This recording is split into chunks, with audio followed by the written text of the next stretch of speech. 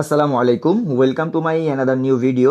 আজকে মূলত আমি আপনাদের জন্য আরেকটি ভিডিও নিয়ে আসছি, যেখানে আপনারা খুব সহজেই কিভাবে ঘরে বসেই ইউরোপের দেশ ফ্রান্সের ভিজিট ভিসার অ্যাপ্লিকেশন করতে পারবেন।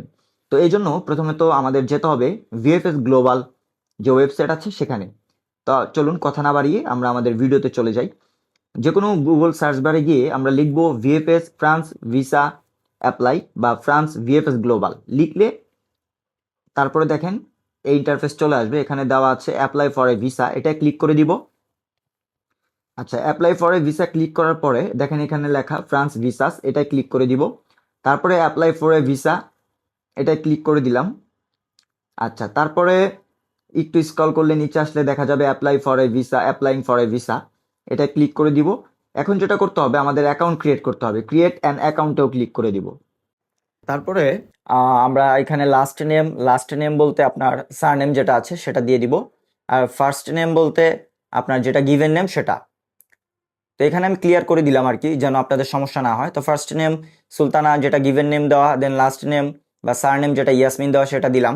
তারপর আমরা একটা মেল দিয়ে দিব, ভ্যালিড ইমেল, যেটা মূলত আমাদের কাছে ওই মুহূর্তে ওপেন থাকবে, কারণ এখানে একটা লিঙ্ক যাবে, লিঙ্কে ক্লিক করতে হবে।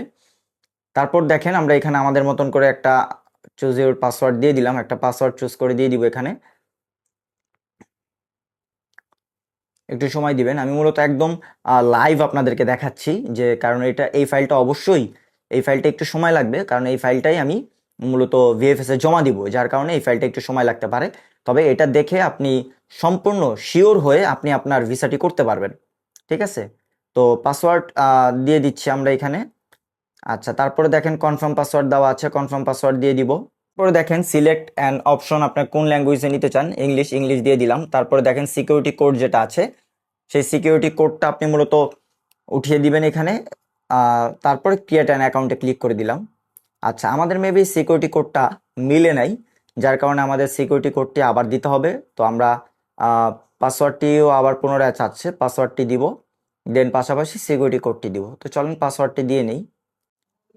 আচ্ছা, পাসওয়ার্ড দেওয়া হলে আমরা আবার সেম পাসওয়ার্ড নিচে দিয়ে দিব কনফার্ম পাসওয়ার্ডে। আচ্ছা,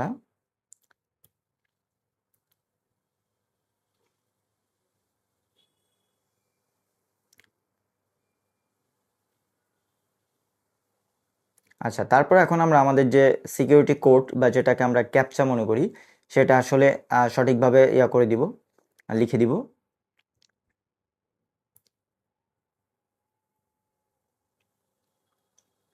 আচ্ছা, তারপর এখন আমরা ক্রিয়েট অ্যান অ্যাকাউন্টে ক্লিক করে দিব।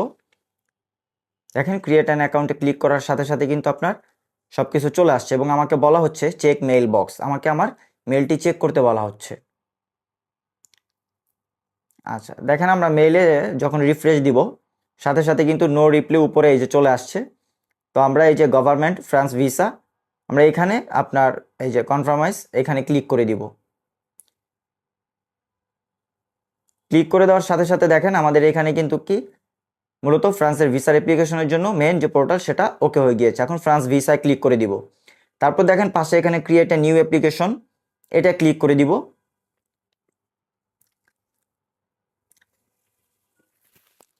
এবং এখান থেকে আমরা ভাষা সিলেক্ট করে নিব। কারেন্ট ন্যাশনালিটি, বর্তমান ন্যাশনালিটি যেটা আছে বাংলাদেশ, আমরা বাংলাদেশ দিয়ে দিব বা বাংলাদেশি। আচ্ছা, তারপরে do you join or travel with a family member from an EU country. তো মূলত আপনার সাথে কেউ ফ্রান্সে যাবে কিনা এবং সে সেখানকার নাগরিক কিনা এটা চাইছে। ইয়েস হইলে ইয়েস দিবেন, নো হইলে নো। আপাতত ইয়েস দিলাম। আচ্ছা, তারপরে দেখেন এখানে ইউর স্টে, আপনি কোথায় আসছেন বর্তমানে, বাংলাদেশে। তারপরে আপনার কতদিন থাকবেন, শর্ট স্টে নাকি লং স্টে। অবশ্যই যেহেতু ভিজিট ভিসা, এটা আমরা শর্ট স্টে দিব। তারপর আপনার main destination of stay France, সেটাও দিয়ে দিব। তারপর দেখেন city of submission of application, আপনি কোন সিটি থেকে অ্যাপ্লিকেশনটি সাবমিশন করবেন, অবশ্যই ঢাকা থেকে। তা আমরা ঢাকা দিয়ে দিলাম।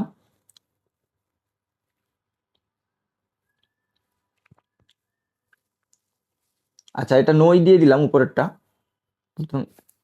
প্রথমে ইয়েস দিয়েছিলাম। ট্রাভেল ডকুমেন্ট বলতে আপনার অর্ডিনারি পাসপোর্ট, ট্রাভেল ডকুমেন্ট যেখানেই পাবেন না কেন, এটা মূলত পাসপোর্ট হবে, অর্ডিনারি পাসপোর্ট, যেটা আমরা সাধারণ মানুষ সব পাই। তারপর আমাদের ট্রাভেল ডকুমেন্ট নাম্বার যেটা আছে সেটা লিখে দিলাম।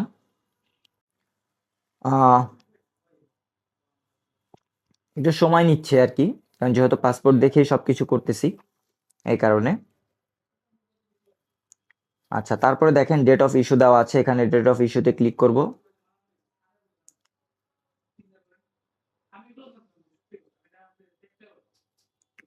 আচ্ছা, তারপরে এক্সপায়ার ডেট, আপনার পাসপোর্টের এক্সপায়ার ডেটটা তুলে দিবেন। এবং আপনার পাসপোর্ট আমরা একটু আগে যে ডেট দিয়েছি সেটা হলো ডেট অফ ইস্যু, যেটা উপর আপনারা সকলেই ইনফরমেশন পেজে পেয়ে যাবেন। ডেট অফ ইস্যু এবং ডেট এক্সপায়ার এই দুটোটা ইনফরমেশনই পেয়ে যাবেন সেখানে।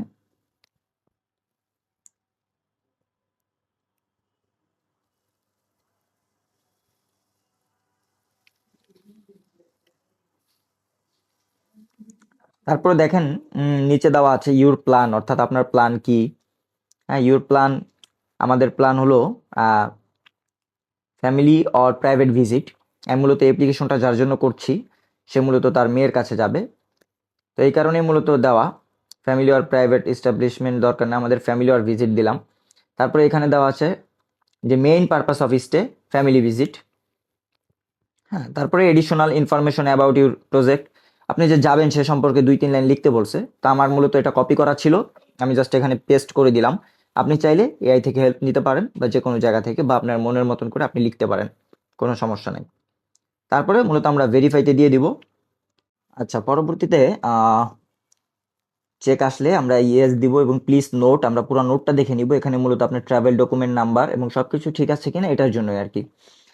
আচ্ছা, তারপরে দেখেন ইউর আইডেন্টিটি, দেন আপনার ব্যক্তিগত আইডেন্টিটি মেল ফিমেল যেটা আছে সেটা দিবেন, ম্যারিটাল স্ট্যাটাস যেটা আছে সেটা দিবেন, সিঙ্গেল হলে সিঙ্গেল, ম্যারিড হলে ম্যারিড। আচ্ছা, আপনার লাস্ট নেম বলতে আপনি শুরুতে যে লাস্ট নেম দিয়েছিলেন সেই লাস্ট নেমটি দিয়ে দিবেন।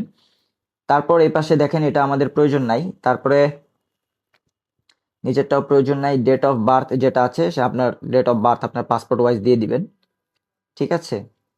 আমিও দিয়ে দিচ্ছি, আমার ক্লায়েন্টের মূলত পাসপোর্ট দেখেই সব কিছু ওকে করছি। তারপর আপনার দেখেন প্লেস অফ বার্থ দেওয়া আছে, সেখানে আপনি আপনার জন্মস্থান যেটা আর কি সেই জন্মস্থান লিখে দিবেন। আচ্ছা, আমি লিখে দিচ্ছি। তারপরে country or territory of birth, এখানে বাংলাদেশ হবে, বাংলাদেশ দিয়ে দিব। তারপরে কারেন্ট ন্যাশনালিটি, আপনার বর্তমান জাতীয়তা কোন দেশি, তো ওইটাও দিয়ে দিব, বাংলাদেশি ওটা অটোই সিলেক্ট করা আছে। তারপর ন্যাশনাল আইডেন্টিটি নাম্বার যেটা আছে সেটা দিয়ে দিব। আচ্ছা, তারপরে nationality at birth if different, যদি আপনার কোনো ডিফারেন্ট কোনো কিছু থেকে থাকে সেটা এখানে দিবেন। আদার্স ন্যাশনালিটি মানে অন্য কোনো দেশের যদি আপনি নাগরিক হয়ে থাকেন সেটা এখানে দিয়ে দিবেন। আর যদি না হয় তাহলে আমরা নিচে চলে যাব। আচ্ছা, ইউর পার্সোনাল ইনফরমেশন, দেখেন এখানে মূলত আপনার যে পার্মানেন্ট অ্যাড্রেসটা আছে এটাই দিয়ে দিব আমরা এখানে, স্টেট ইউর অ্যাড্রেস আমরা লিখে দিচ্ছি। অতঃপর অ্যাড্রেস লেখা শেষ হলে আপনার যে পোস্ট কোড আছে আপনি সে পোস্ট কোড বসায় দিবেন, আপনার সিটি বসায় দিবেন, কান্ট্রি যেটা আছে সেটা বসায় দিবেন, ঠিক আছে। আচ্ছা, চাঁদপুর, দেন আমরা আমাদের কান্ট্রি যেটা আছে সেটা দিয়ে দিব, বাংলাদেশ। জি, পোস্ট কোড যেটা আছে সে পোস্ট কোড দিয়ে দিব।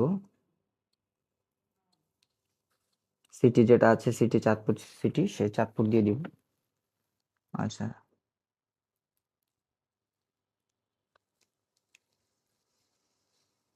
তারপর একটা টেলিফোন নাম্বার দিয়ে দিতে হবে, আপনার যে কোনো একটা টেলিফোন নাম্বার এটা দিয়ে দিবেন। যেহেতু এই ফাইলটাই জমা হবে অবশ্যই সচল একটি ফোন নাম্বার দেওয়ার চেষ্টা করবেন।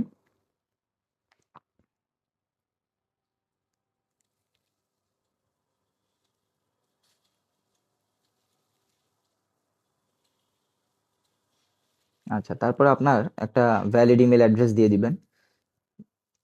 প্রথমত মূলত আমি অফিসিয়াল অ্যাড্রেস দিয়েই তার ওয়েব ফাইলটা ওপেন করা ছিল, আমি ক্রিয়েট অ্যাকাউন্ট করেছিলাম, বাট এখানে তার ব্যক্তিগত ইমেল দিয়ে দিলাম যেন পরবর্তীতে প্রতিটি পদক্ষেপের আপডেট তার মেইলে অটোমেটিক চলে যায়, ঠিক আছে, তারপরে দেখেন উপরে যা ছিল ওগুলা নো নো দিয়ে দিছি। পরবর্তী স্টেপে চলে গেলাম। আপনার যদি প্রিভিয়াস ভিসা থাকে তাহলে ইয়েস দিবেন এবং ভিসা ডিটেলস দিয়ে দিবেন। আর যদি প্রিভিয়াস ভিসা না থাকে তাহলে আপনি নো দিবেন। নো দিয়ে নেক্সটে ক্লিক করে দিবেন। নেক্সটে ক্লিক করলে আমরা পরবর্তী যে পদক্ষেপ সেখানে চলে যাব। আচ্ছা, নেক্সটে দিয়ে দিলাম। তারপর দেখেন এখানে দেওয়া আছে ডিটেলস অফ, দেন আপনি আপনি কত তারিখ পর্যন্ত থাকবেন সেই ডেটটা আমি এখানে দিয়ে দিলাম। 3 সেপ্টেম্বর থেকে 3 সেপ্টেম্বর 2026 থেকে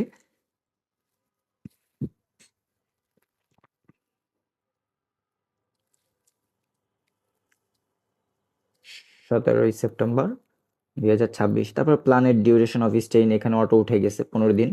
তারপর নাম্বার অফ এন্ট্রি, মানে আপনি কতবার এন্ট্রি নেবেন। আমি 1 এন্ট্রি নিব, এই জন্য 1 বার, মানে আমার ক্লায়েন্ট একবার যাবে এই জন্য। Number of stay planned in France for the coming year, পরবর্তী বছরে আপনি কতদিন থাকতে চান। যদি আপনি 30 দিন থাকতে চান 30 দিন, 60 দিন থাকতে চাইলে 60 দিন, এরকম একটা দিয়ে দিবেন। বা আপনার ক্লায়েন্টকে জিজ্ঞেস করবেন যে পরবর্তী বছরে তার যাওয়ার চিন্তা ভাবনা আছে কিনা, তারা আপনার পরবর্তী পদক্ষেপটাও জেনে নিতে চায় আর কি। অতঃপর আমি উপরের দিক থেকে আরেকবার দেখে নিলাম। দেন এখানে দেখেন your plan of staying, other stay, বা কেন যাচ্ছেন কি আসে বিষয়। তা আমার মূলত এন্টি ফ্যামিলি অর প্রাইভেট যেটা আছে, ফ্যামিলি অর প্রাইভেট ভিজিট, এটাই আবারও সেম। এখানে যেন শুরুতে যেটা দিয়েছেন সেটার সাথে পরবর্তীতে যেন কোনো মিসম্যাচ না হয়, এদিকে খেয়াল রাখবেন। আচ্ছা, পরবর্তীতে আমরা নেক্সটে ক্লিক করে দিচ্ছি। পরবর্তী পদক্ষেপে চলে যাব আমরা এখন। আচ্ছা, পরবর্তীতে দেখেন এখানে দেওয়া আছে হোস্ট পারসন অর অর্গানাইজেশন, আপনাকে কে মূলত ইনভাইটেশনটা করতেছে। তো এটা মূলত তার মেয়ের জামাই তাকে করেছিল, তো আমি আদার্স দিয়ে ডটার ইন ল দিলাম। পরে মনে হলো যে আসলে এটা দিয়ে পরবর্তীতে আগানো সম্ভব না। আচ্ছা, পরবর্তীতে দেখেন পারসন কমপ্লিটিং দ্য ফর্ম, অর্থাৎ আপনার এই ফর্মটি কে ফিল আপ করে দিচ্ছে। এটা যদি কোনো ভিসা এক্সিকিউটিভ বা ভিসা অফিসার আপনাকে ফর্ম ফিল আপ করে দেয়, তার ডিটেলস এখানে দিয়ে দিবে, তার নাম বা তার অ্যাড্রেস, তার সকল ডকুমেন্টস আর কি। আর যদি মনে হয় যে না আপনি নিজেই করছেন, সেই ক্ষেত্রে এটা আর ফিল আপ করার কোনো দরকার নাই। আচ্ছা, আমি নেক্সটে দেওয়ার কারণে এখানে হলো না। তো এখানে যেটা করব, আমি a person will be accommodating me দিয়ে দিলাম, এবং তার নাম ঠিকানা সব কিছু দিয়ে দিব। এখন নেম রাজন দিয়ে তার যে মেয়ে নিয়ে আছে আর কি, কি দেওয়া এখানে, তার পরবর্তী নামটা আর কি দিয়ে দিলাম। তারপরে তার অ্যাড্রেস দিয়ে দিলাম, তার পোস্ট কোড, তার সিটি, এগুলো সব দিয়ে দিলাম, এবং তার ফ্রান্সের একটা ফোন নাম্বারও আমি দিয়ে দিলাম এখানে, এবং পাশাপাশি একটা মেইল এখানে আমি সংযোগ করে দিলাম।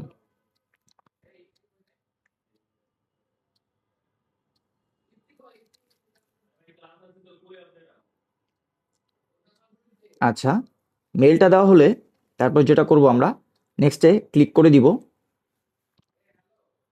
ফোন নাম্বারটা দিয়ে নিই একটু।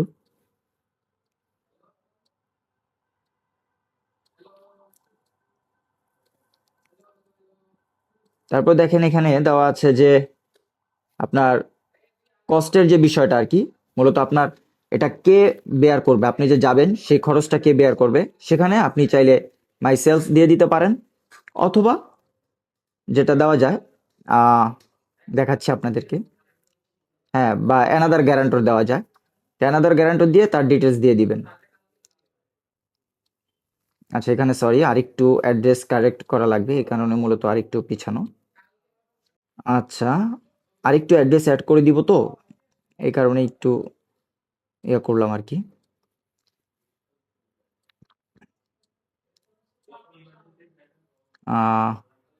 তারপরে দেখেন আমি কিন্তু, আপনি ঠিকানাটা যখন লিখবেন প্রয়োজনে আপনি গুগলের সহযোগিতা নিতে পারেন, ওরা একদম স্টেট, পোস্ট কোড সব কিছু ওকে করে দিবে, ঠিক আছে।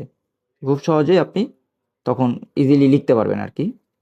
আচ্ছা, লোডিং নিচ্ছে।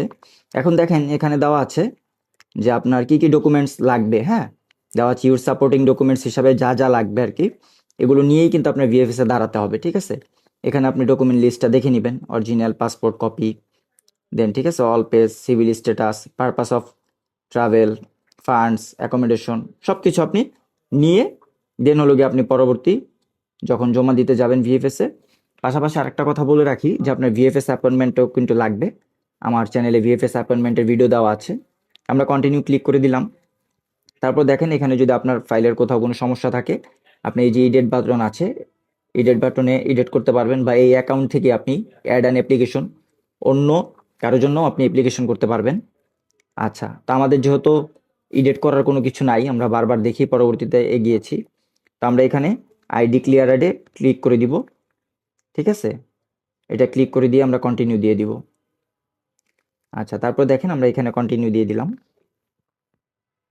আচ্ছা, ইম্পর্টেন্ট ইনফরমেশন, তো আমরা ইয়েস দিয়ে দিলাম। দিয়ে তারপরে দেখেন এখানে কিন্তু আপনার অ্যাপ্লিকেবল রেট, হ্যাঁ, আপনি যে পাসপোর্টটা জমা দিতে যাবেন ভিএফএসে, সেখানে আপনার কত টাকা খরচ হবে, 90 ইউরো, অ্যাবাউট 12,883 টাকা বাংলাদেশি টাকায়। আচ্ছা, তারপর আপনি কন্টিনিউ দিয়ে দিলে মেকিং অ্যাপয়েন্টমেন্ট, তারপরে দেখেন এখানে আবারও আপনাকে একটা বাই চেকিং দিস ইনবক্সে ক্লিক করে সাবমিট টু দ্য ভিসা সেন্টারে ক্লিক করে দিবেন। এখন কিন্তু আপনার এটা কি হচ্ছে, ভিসা সেন্টারে সাবমিট হয়ে গিয়েছে। এখন আপনার দেখেন অটোমেটিক আপনার মানে আবেদনের ডকুমেন্ট যেটা আছে সেটা ডাউনলোড হয়ে গিয়েছে। ঠিক আছে, তো খুব সহজেই এভাবে আপনি ঘরে বসে আপনার ফ্রান্সের অ্যাপ্লিকেশনটা করতে পারবেন। এছাড়াও যদি ফ্রান্সে অ্যাপ্লিকেশন করার ক্ষেত্রে কোনো ধরনের সহযোগিতা লাগে, অবশ্যই আমার ভিডিওতে কমেন্ট করবেন বা আমার ইনবক্সে যোগাযোগ করবেন। আমি আমার ভিডিও ডেসক্রিপশনে আমার নাম্বার থাকবে, আপনার যে কোনো দেশের ভিসা অ্যাপ্লিকেশনের ক্ষেত্রে আমাদের সহযোগিতা নিতে পারেন। ভালো থাকবেন, আল্লাহ হাফেজ।